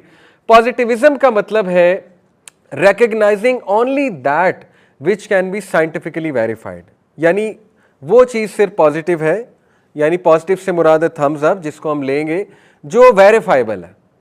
अब गॉड तो वेरीफाइबल नहीं है according to scientific method. You can not test God with your eyes, क्या ख्याल है? तो साइंटिफिक मेथड के मुताबिक तो गॉड वेरीफाइबल नहीं है ना। गॉड तो वेरीफाइबल इंशाल्लाह जिस तरह है वो अभी मैं आपके सामने रखूँगा नमाज के बाद। तो ये है पॉजिटिविज्म, ये वर्ड्स आपको पता होने चाहिए। साइंटिज्म क्या है? सबसे बड़ा फितना ये है इस वक्त जो हमारे यूथ के सरों पे सवार है। साइंटिज्म ये है, और ये घोल कर पिलाया जाता है। ये नर्सरी से लेकर पीएचडी तक बच्चे को साइंटिज्म घोल के पिलाया जाता है। साइंटिज्म ये है कि साइंस सबसे बड़ी चीज़ है। The only way to reach truth is science, the only way to reach truth is through science. ये साइंटिज्म है। हर चीज साइंस से साबित होगी तो मानेंगे, दिस इज साइंटिज्म, ओके। और लास्ट अगर मैं इसमें आपको एक चीज बताऊं, हीडोनिज्म। हीडोनिज्म हैप्पीनेस की मॉडर्न थ्योरी। हीडोनिज्म जो है hedonistic school of thought. Hedonism ये है कि प्लेजर को मैक्सिमाइज करो, पेन को मिनिमाइज करो, दिस इज हीडोनिज्म। और हीडोनिज्म एड्स में नजर आएगा आपको, खा ले पी ले जी ले, कोका कोला का स्लोगन है, हीडोनिज्म है, ठीक है। मन की मान, ये हीडोनिज्म है, स्प्राइट का नारा है। ड्यू ना किया तो फिर क्या, जिया, हीडोनिज्म है, ठीक है। हीडोनिज्म इन शॉर्ट आपको ये कहता है कि लाइफ एक बार है, योलो, जितना एंजॉय कर सकते हो करो, जितना पेन को मिनिमाइज कर सकते करो, ये हीडोनिज्म है। और ये ग्रीक्स का स्कूल ऑफ थॉट था, लेकिन अभी ये करंट हीडोनिज्म जो है लिबरलिज्म की तरफ से आया है। तो हीडोनिज्म हमारे सर पे सवार है, सबके सर पे। इन शॉर्ट हीडोनिज्म ये है कि आखरत उखरत कोई नहीं, छोड़ो आखरत को, और बस दुनिया है। इसीलिए हम डिप्रेशन में जाते हैं, क्योंकि हमारे लिए है ही दुनिया। असल में हम कहते हैं हम मुसलमान हैं, हम अल्लाह के मानने वाले, आखरत को मानने वाले, लेकिन कहाँ मानने वाले? क्योंकि आखरत को जो मानने वाला है उसको दुनिया की प्रॉब्लम्स डिप्रेस तो नहीं करनी चाहिए इतनी ज़्यादा। हाँ, थोड़ी बहुत करती हैं, लेकिन इतनी तो नहीं करनी चाहिए। उसको तो पता है जन्नत है। देखें, एक बात डिस्क्लेमर दे दूं कि it's very easy to get carried away, क्योंकि पहली बात ये समझ लें कि हम मगरबी लोगों को क्रिटिसाइज़ नहीं कर रहे हैं यहाँ पे। एक्चुअली ये मगरबी लोगों की ही क्रिटिसिज्म है जो मैं आपके सामने रख रहा हूँ, बुक्स आपको बता रहा हूँ। ये बेसिकली एक इंसानियत की क्रिटिसिज्म है, ओवरऑल ह्यूमन इंटेलेक्ट की क्रिटिसिज्म है। ठीक है, किसके ऊपर? उन लोगों के ऊपर जहाँ भी वो हैं, जिस भी कंट्री में हैं, जो इंसानियत को इस डगर तक लाए हैं अपनी लालच की वजह से। ठीक है, ये उनके ऊपर क्रिटिसिज्म है। अमूमी तौर पे ये समझा जाता है, हमारा पढ़ा लिखा तबका ये समझता है कि जब भी वेस्ट की किसी भी चीज़ को क्रिटिसाइज़ किया जाएगा तो वो कहेंगे ये मौलवी खर दिमाग है, इनको बस यही वेस्ट को ही क्रिटिसाइज़ करना आता है। तो हम ये डिस्क्लेमर दे रहा हूँ मैं कि वेस्टर्न लोगों को क्रिटिसाइज़ नहीं किया जा रहा है, हमारी तरह इंसान है, बल्कि वो भी फंसे हुए हैं। हमसे ज़्यादा गेम तो उनके साथ हुई है बेसिकली, तो हम तो उनके साथ भी एम्पथाइज़ करते हैं। ठीक है, हम बेसिकली क्रिटिसाइज़ कर रहे हैं उस सिस्टम को, जिस सिस्टम ने, जो सिस्टम बेसिकली इतना ख़तरनाक है कि आहिस्ता आहिस्ता ह्यूमैनिटी को ख़त्म कर रहा है वो सिस्टम। ठीक है, दूसरा बात ये समझने की है, देखिए कि कोई ये कह सकता है कि यार अगर आप इतना, आपको तकलीफ़ है मॉडर्न साइंस से, तो आपने भी तो लैपटॉप लगाया हुआ है, आपने भी तो लाइट्स लगाई हैं, तो हमने मॉडर्न साइंस की उन चीज़ों को तो क्रिटिसाइज़ किया ही नहीं। ये तो एडवांसमेंट्स हैं, इसको तो यूज़ करना चाहिए। ठीक है ना, हम उन आइडियोलॉजीज़ को क्रिटिसाइज़ कर रहे हैं जिन आइडियोलॉजीज़ से ह्यूमैनिटी का नुकसान हुआ है। Okay, this should be sure. तो बहरहाल जो क्रक्स है, देखें, गॉड सबसे पहला टॉपिक, हु इज़ अल्लाह, क्यों मैंने सेलेक्ट किया?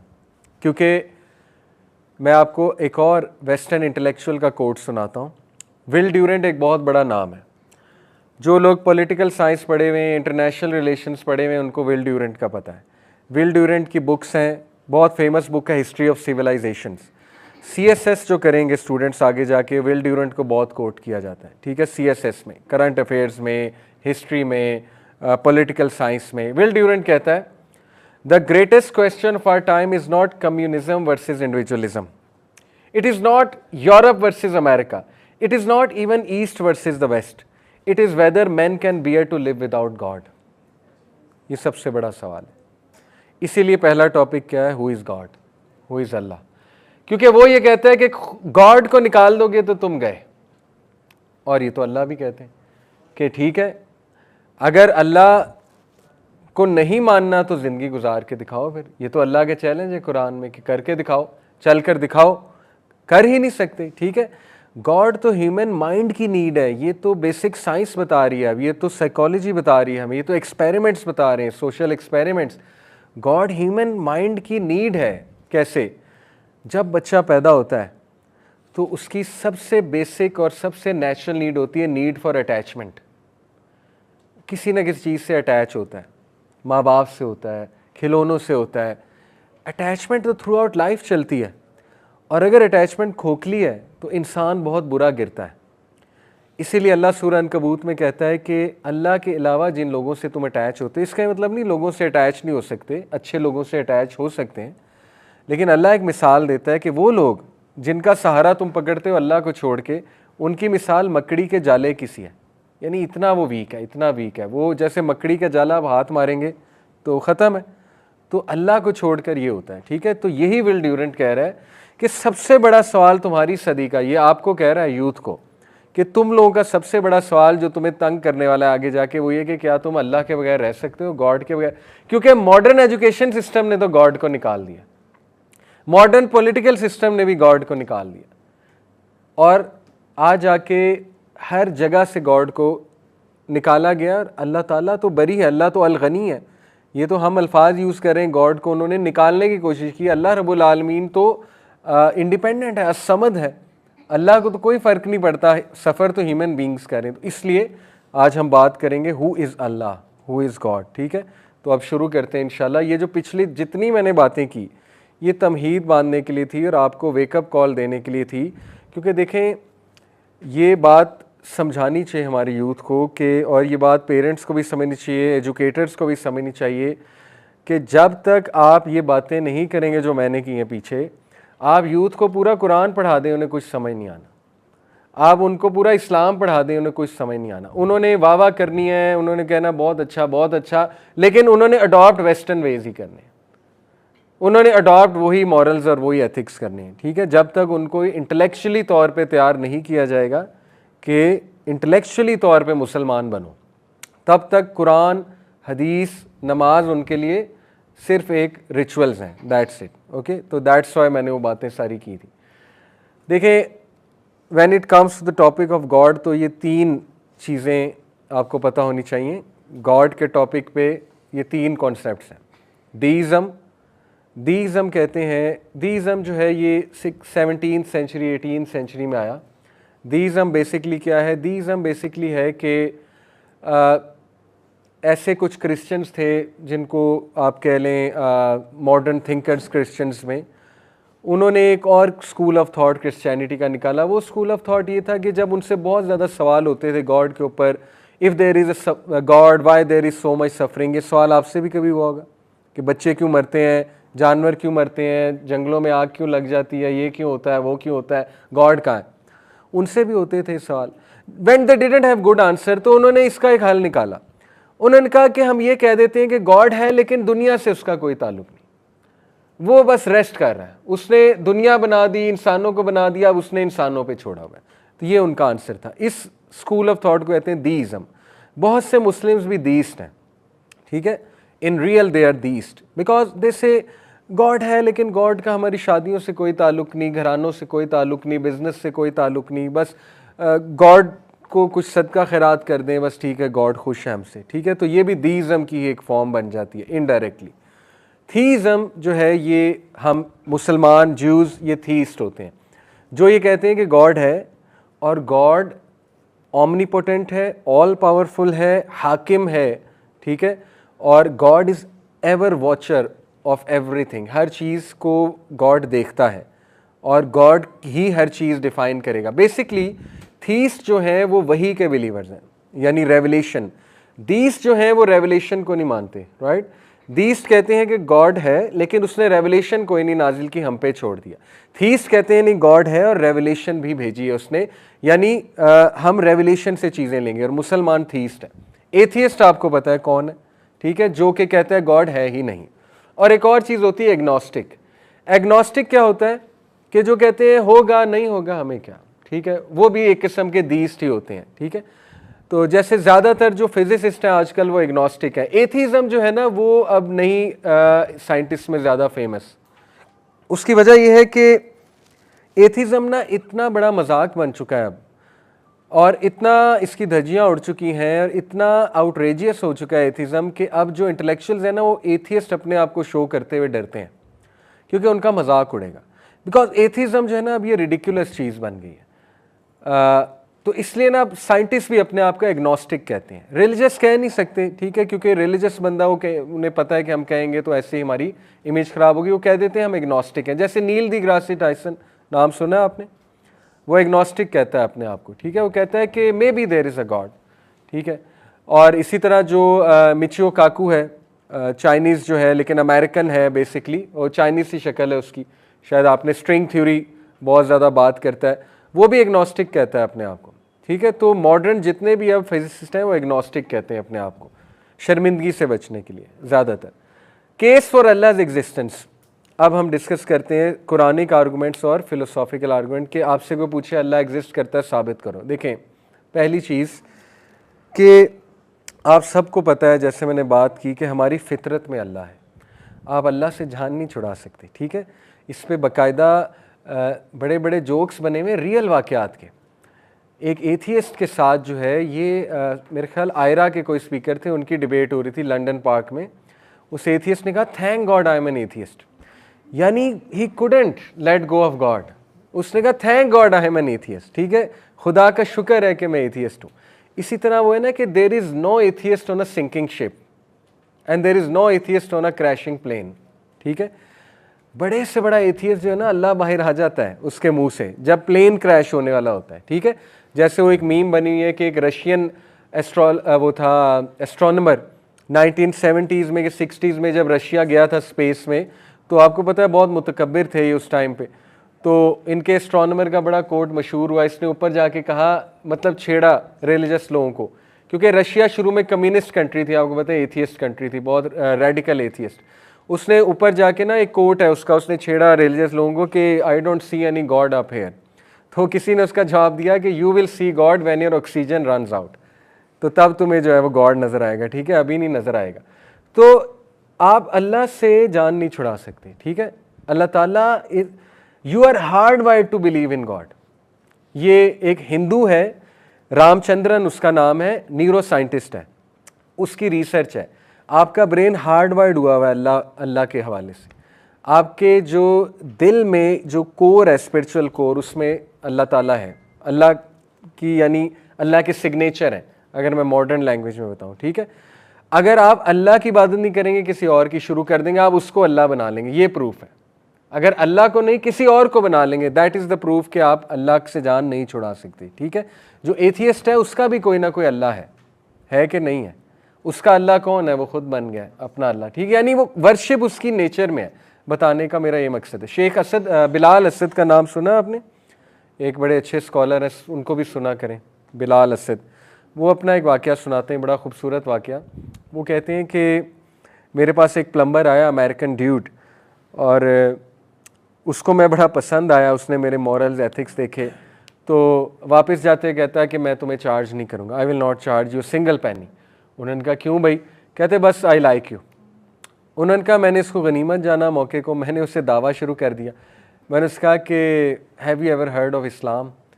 एकदम कहता गुस्से हो गया, no no no no no, don't talk to me about इस्लाम।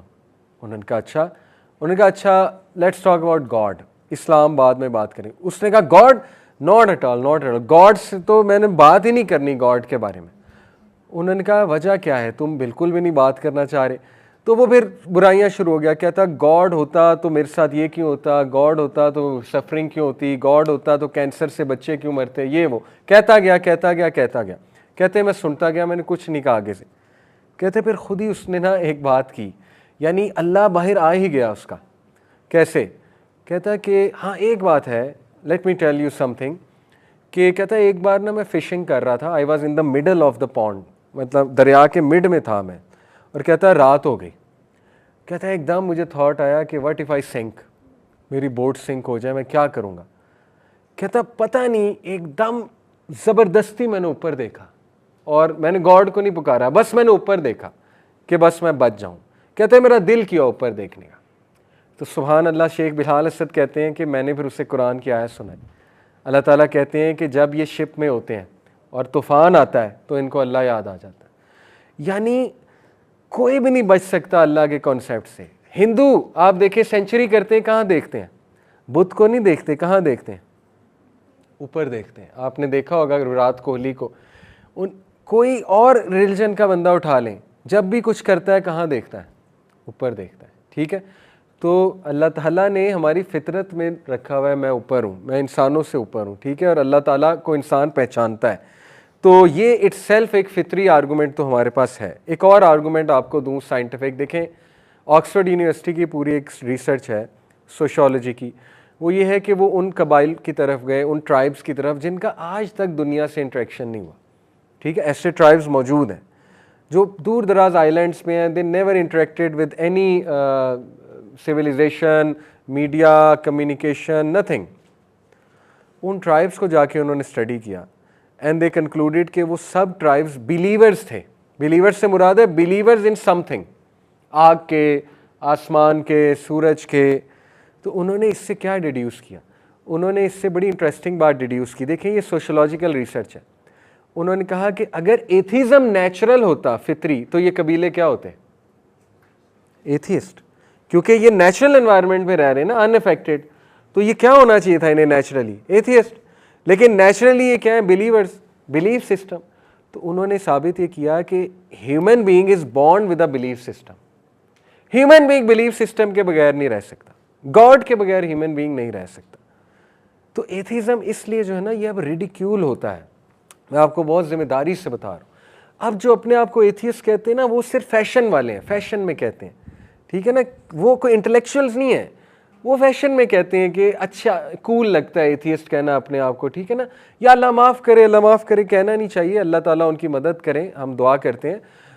कोई मेंटल हेल्थ डिसऑर्डर होता है, अल्लाह माफ़ करे, ठीक है, उनके लिए हम दुआ करते हैं, इसलिए वो एथियज़म की तरफ जो है बंदा चला जाता है। एनीवे, तो ये दो दलाइल देखें बहुत तगड़े हैं। एक क्या है?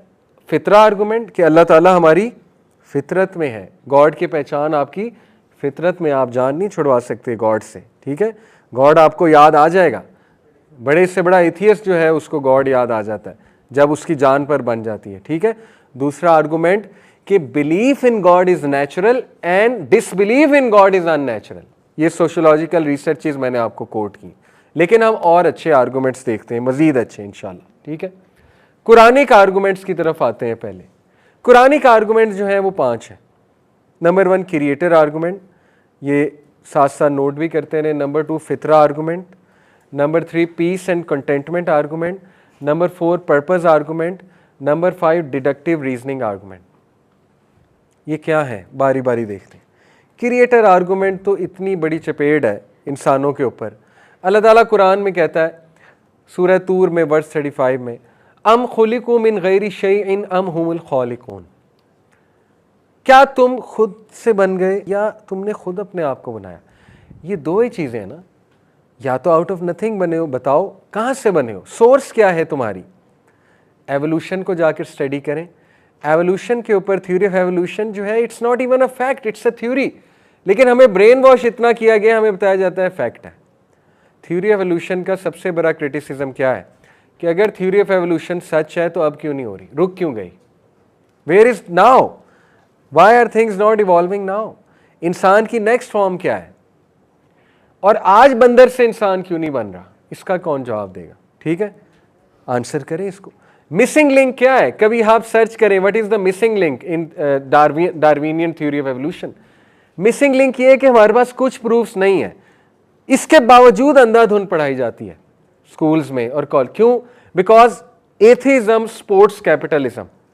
Atheism makes you dumb, when you will be dumb you will support capitalist, you will by products, और रिलीजन अब आपके पास नहीं होगा, गॉड नहीं होगा, तो आप सेकुलर जो है ना वो बिजनेसमैन को आप रिच करेंगे।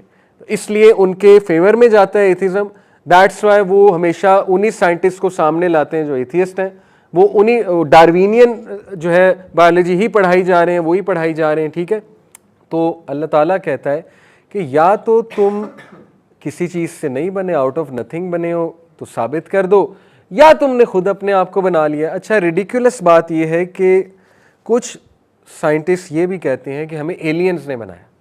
वो अल्लाह को मानने के लिए तैयार नहीं, वो एलियंस को मानते हैं, और इस पर मूवीज़ बनी है। प्रोमीथियस एक मूवी है, उसमें दिखाया हमारे एलियंस आए थे, उन्होंने आके यहाँ पे स्पर्म्स रखे थे, एग्स रखे थे, उससे ह्यूमन बीइंग बना है, ठीक है। और they believe it, they will fight to death for it, ठीक है। फ्रूइड की कहानी सुनाता हूँ आपको, आप हंसेंगे, लेकिन ये कहानी लोग मानते हैं। वो लोग हमें कहते हैं रिलीजन एक कहानी है, मैं आपको बताता हूँ असल कहानियाँ तो उन्होंने सुनाई हुई हैं। सिगमंड फ्रूइड ने कहा कि गॉड कैसे इन्वेंट हुआ। स्टोरी ये है कि शुरू में जो थी ये एज, कौन सी एज आपने बताई थी, स्टोन एज, उसमें इंसान केव्स में रहता था, और इंसान जो है ना वो इस तरह रहता था कि हंटिंग करता था, और father was the head of the house. और हुआ एक दिन ऐसे कि जो पहली फैमिली थी, ये अब देखें ना इसका प्रूफ क्या है, पहली फैमिली थी उसमें ऐसा हुआ है, but he is telling it और people are buying it. Actually atheist by this story. Story है कि जो पहली फैमिली थी उसमें जो फादर था उससे उसका बेटा जेलस हो गया।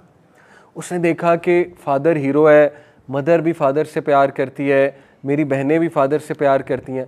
उसने क्या किया, फादर को मार दिया। जब उसने फादर को मारा तो बाद में उसे एहसास हुआ, पूरी फैमिली को एहसास हुआ कि फादर के बगैर तो लाइफ ही नहीं चलनी, फादर तो हेड ऑफ द हाउस था। तो उन्होंने क्या किया, फादर का मुजस्मा बना लिया, और फादर का मुजस्मा बनते बनते आगे फादर की पेंटिंग बन गई, और फिर फादर का कॉन्सेप्ट भूल गया और लोग समझे ये गॉड था। जो पहली फैमिली का बंदा था वो गॉड था, और वो समझे कि गॉड एग्जिस्ट करता है, और लिहाजा वो उस गॉड की वर्शिप करने लग गए, उन आइडल्स की वर्शिप करने लग गए। इस तरह गॉड आया। दिस इज वाइल्ड इमेजिनेशन, ठीक है, and this is actually psychological disorder. This is a made up story but people buy it. आप मुझे बताएं कि अल्लाह ताला पूछ रहा है कि तुम्हें किसने बनाया है, ठीक है, बड़ा ज़बरदस्त आर्गूमेंट है। तो दो ही वजूहात हैं, या तुम आउट ऑफ नथिंग बने हो, या कोई क्रिएटर है, या खुद बना लिया। अब वो कहते हैं हाँ हमें एलियंस ने बनाया, तो वेयर इज़ द प्रूफ आपको एलियंस ने बनाया। बहरहाल आप सोचें नुत्फे से एम्ब्रियो को कभी देखिएगा, ठीक है, क्या होता है। एम्ब्रियो से आप जैसी कॉम्प्लेक्स चीज़ बन गई है, किडनी बन गई है जो 1.2 मिलियन फिल्टरिंग यूनिट्स हैं किडनी में। स्केलेटन 206 बोन्स, कॉम्प्लेक्स पूरा ऑर्गेनिज्म है हमारा ये स्केलेटन। ब्रेन 2.5 मिलियन जीबी की मेमोरी स्टोर करता है brain. Veins 40,000 kilometre web of brain veins हैं आपके अंदर। Eyes 324 million pixel vision quality है आपके अंदर। Heart 38 million rhythms a year, पूरा पावर प्लांट है हार्ट। कहाँ से आया? अल्लाह आपसे पूछ रहा है, बताओ कहाँ से आया है। ओके, क्या टाइम नहीं आ गया है कि इंसान अल्लाह की मार्वलस क्रिएशन देख के सजदे में गिर पड़े? ये है क्रिएटर आर्गुमेंट कि तुम्हें क्रिएट किसने किया, और इसका जवाब किसी के पास नहीं है, एथियस्ट के पास नहीं है। ठीक है। नंबर 2, अम खलकुस समावाति वल अर्ज़ बल ला युकिनुन, अल्लाह ने इससे भी बड़ी बात की। अल्लाह ने कहा ये बता दो आसमान और ज़मीन किसने बनाया, इसी को साबित कर दो। चलो अपने आप को तो एवोल्यूशन से साबित कर रहे हो, ये जो कम्प्लेक्स डार्क मैटर है, एंटी मैटर है, ब्लैक होल्स हैं, ये कहाँ से आए? ये तो तुमसे भी ज़्यादा कॉम्प्लेक्स क्रिएशन है। कोई आंसर नहीं है। मैंने आपको बुक दिखाई, how to make an apple pie from scratch, वो क्या है? वो बंदा एक्नॉलेज कर रहा है हमें नहीं पता कहाँ से आया, अल्लाह ने बनाया। ठीक है। और इसी तरह अवलम यतफक्करू फी अनफुसिहिम, क्या ये अपने आप को नहीं देखते? ये क्रिएटर आर्गूमेंट है कि भाई किसने बना दिया तुम्हें, बताओ तो सही। तो दूसरा आर्गूमेंट है फितरा आर्गूमेंट। ठीक है। फितरा आर्गूमेंट मैंने बहुत डिटेल में ऑलरेडी डिस्कस कर लिया। वो क्या है? अल्लाह कहता है कि गॉड की पहचान तुम्हारी फितरत में है, और उसके अल्लाह आर्गूमेंट्स क्या देते हैं? अगर तुम इनसे पूछो हेवन्स एंड अर्थ किसने बनाए हैं, ये कहेंगे अल्लाह ने। जो ऑनेस्ट बंदा है वो कहेगा अल्लाह ने, गॉड ने। ठीक है। फिर अल्लाह कहते हैं फिर ये बताओ कि तुम अल्लाह की वर्शिप क्यों नहीं करते? ठीक है, ये फितरत में है तुम्हारे कि अल्लाह ने ही बनाया। उसके बाद और अगर तुम इनसे पूछोगे इनको किसने बनाया, कहेंगे अल्लाह ने। तो फिर अल्लाह कहता है कि फिर तुम धोखे में कैसे हो? उसके बाद अल्लाह ने यह आर्गूमेंट दिया कि जब मैंने तुम्हें आदम अलैहिस्सलाम के लॉइन से निकाला, रूहों को सामने खड़ा किया, मैंने तुमसे पैक्ट लिया था तुम्हारा रब कौन है, तुम सब ने कहा था अल्लाह, यानी तुम सब ने जवाब दिया था इसका मतलब तुम्हारी फितरत में अल्लाह है। ओके। उसके बाद ये आर्गूमेंट, अल्लाह कहते हैं कि जब ये कश्ती पे सवार होते हैं, शिप पे सवार होते हैं, तो ये अल्लाह से सप्लिकेट करते हैं डर डर के, लेकिन जैसे अल्लाह इन्हें किनारे लगा देता है तो एथियस्ट बन जाते हैं। ये है फितरा आर्गूमेंट। ठीक है। तो फितरा आर्गूमेंट में मैंने आपको सोशोलॉजिकल स्टडीज़ भी बताई हैं, तो ये काफ़ी डिटेल में अल्लाह रब्बुल आलमीन ने फितरत की बात की है कि तुम फितरत से नहीं फिर सकते। ठीक है। Number 3, peace and contentment argument. ये इन शॉर्ट क्या है? इसका ये मतलब है अल्लाह ताला ये आर्गूमेंट आपको देता है कुरान में कि अल्लाह के बगैर तुम खुश नहीं रह सकते, रहकर दिखाओ। अला बिज़िक्रिल्लाहि तत्मइन्नुल कुलूब, डेथ्स ऑफ डिस्पेयर, गोरे की किताब बताई है मैंने आपको, नोबेल प्राइज विनर, वो कह रहा है डेथ्स ऑफ डिस्पेयर बढ़ गई हैं जब से अमेरिका क्या हुआ है, सेकुलर। ये उसका आर्गूमेंट, जब से दुनिया लिबरल और सेकुलर हुई है डेथ्स ऑफ डिस्पेयर बढ़ गई हैं। अल्लाह ताला बता रहा है आपको। अल्लाह ताला कहते हैं कि तुम्हारी तरफ अपने रब की तरफ से एक किताब आई है जो चीज़ों को क्लियर करती है, जो तुम्हें जुलुमात से निकाल के रोशनी में लाएगी, अंधेरों से यानी डिप्रेशन से निकाल के खुशी की तरफ लाएगी।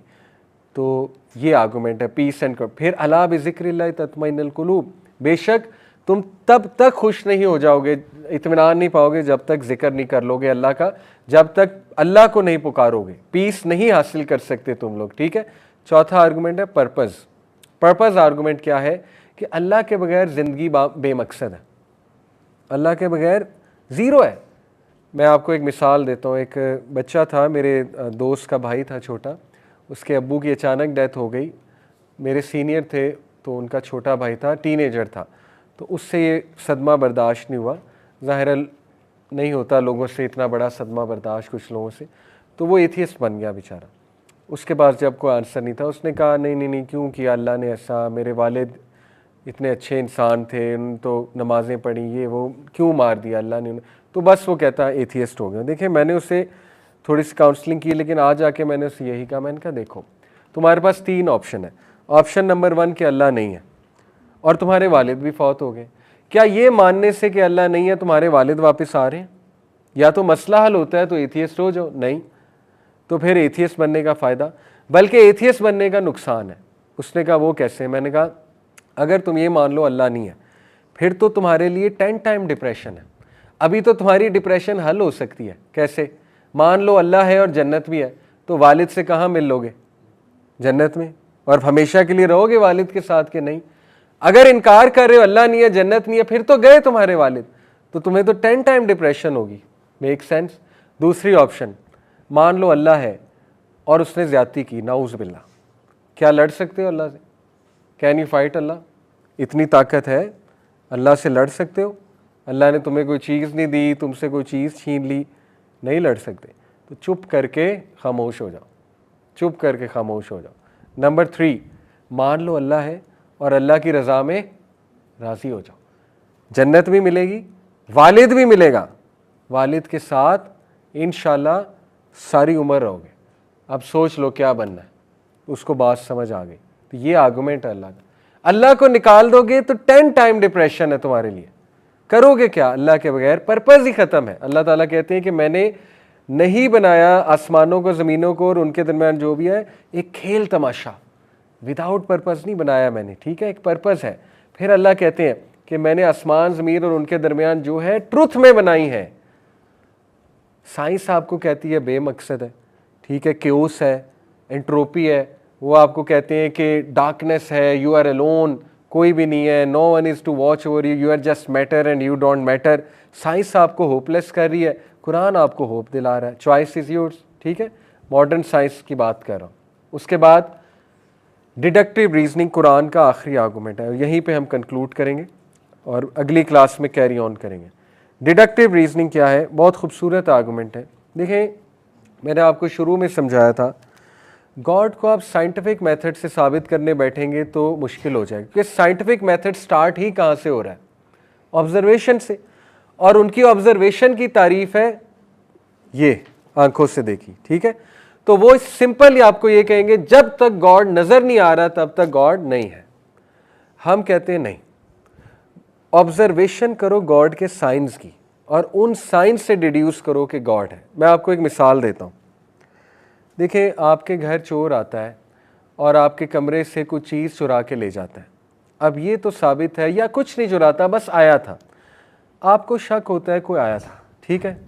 आपको वो शक किसी बेसिस पे हो रहा है, मे बी कोई परफ्यूम लगा कर आया था, वो परफ्यूम आपको, आप कह रहे हैं यार ये परफ्यूम मेरे कमरे में नहीं था तो ये कोई आया है। या आपको मे बी कोई फुटप्रिंट नज़र आ रहा है, आप कहेंगे यार कोई आया है। अब आप मुझे बताएं, साइंटिफिक मेथड से चोर साबित करके दिखाएं आया था। Can you smell thief? Maybe. Can you see? No. Can you touch thief?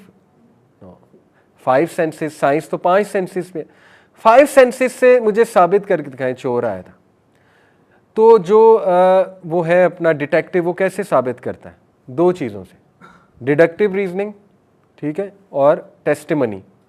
Deductive reasoning ये है कि वो फुटप्रिंट्स देखेगा, थोड़ी साइंस देखेगा कि अच्छा पर्दा पहले इधर था अब इधर है, खिड़की थोड़ी सी खुली हुई है, ये डिडक्टिव रीजनिंग है। वो डिड्यूस कर रहा है आहिस्ता आहिस्ता, फिंगरप्रिंट्स ले सकता है, डिड्यूस कर रहा है, एट द एंड साबित कर देगा कोई तो आया था, ठीक है। टेस्टिमनी क्या है? हो सकता है मोहल्ले वालों ने देखा आते हुए, आप नहीं थे, मोहल्ले वालों ने देखा, शहादत ले लेगा। 10 लोग कह देंगे हाँ हमने कोई बंदा आते देखा है। कोई कोर्ट चैलेंज कर सकती है 10 लोगों को? आप मुझे बताएं, जब 10 बंदे जाके कहेंगे हमने देखा है बंदा आते हुए, क्या जज ये कहेगा नहीं साइंटिफिक मेथड से साबित करो? क्या जज ऐसे कहता है? टेस्टिमनी जो है ये प्रूवन चीज़ है। अब आप मुझे बताएं, गॉड, अल्लाह, डिडक्टिव रीजनिंग से साबित होता है कि नहीं होता? अल्लाह ताला कहता है इन्ना फ़ी खल्क़िस समावाति वल अर्ज़ वख्तिलाफ़िल लैली वन नहारी लआयातिन लिउलिल अलबाब।